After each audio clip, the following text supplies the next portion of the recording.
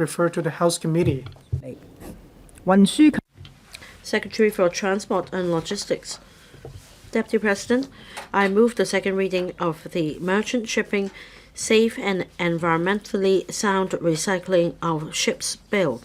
The bill seeks to implement the Hong Kong International Convention for the Safe and Environmentally Sound Recycling of Ships 2009, or HKC.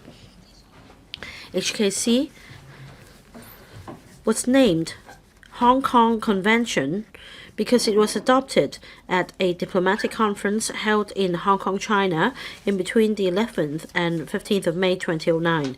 It aims to ensure that ship recycling does not pose any necessary risk to human health, safety, or the environment by addressing various issues in relation to ship recycling concerned by member states and other relevant parties.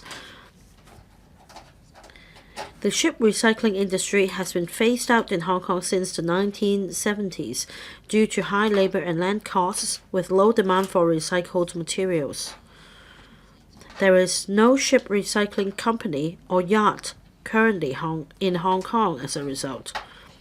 It is rather unlikely to have ship recycling facilities that need to comply with the HKC in Hong Kong in the future.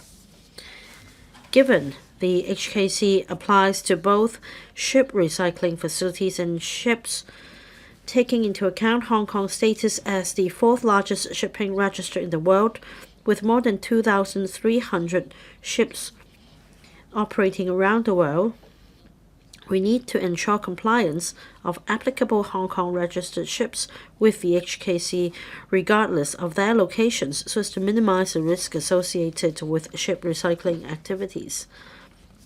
Although some objectives of the HKC are aligned with those of some of our local legislation, the provisions in HKC could not be fully implemented by existing local legislation. We need to enact a new ordinance and a new piece of subsidiary legislation to ensure full implementation of the HKC. Hong Kong is an affiliated member of the IMO, International Maritime Organization.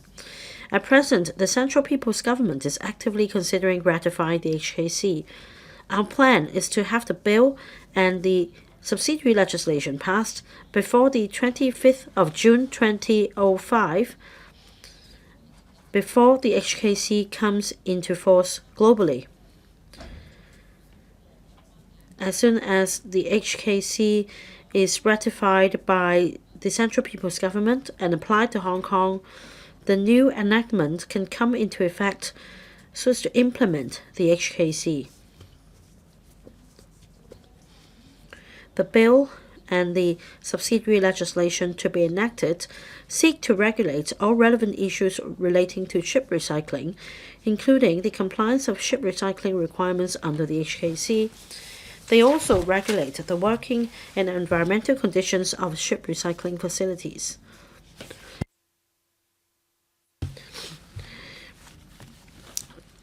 The bill contains enabling provisions. Implementation details and requirements are set out in the subsidiary legislation.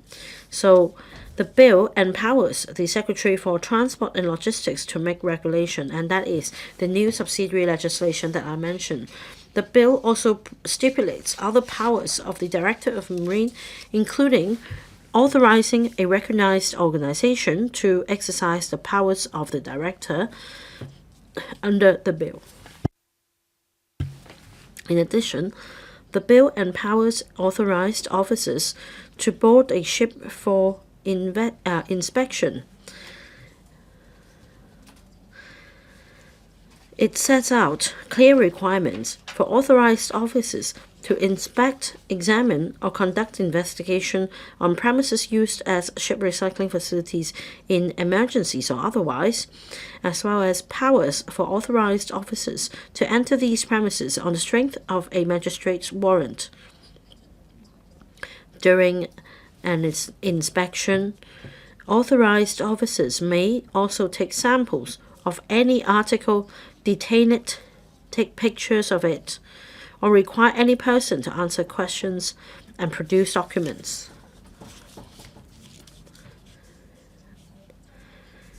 Now, once a deficiency is revealed in complying with the HKC, the bill empowers the Director of Marine to issue a direction to the relevant ship owner, master, or operator of the ship recycling facility to cause the ship not to proceed to sea or cause the facility not to operate ship recycling until the deficiency is rectified. The Director may grant exemptions unconditionally or with specific conditions to any ship or ship recycling facility such that the provisions in the bill do not apply.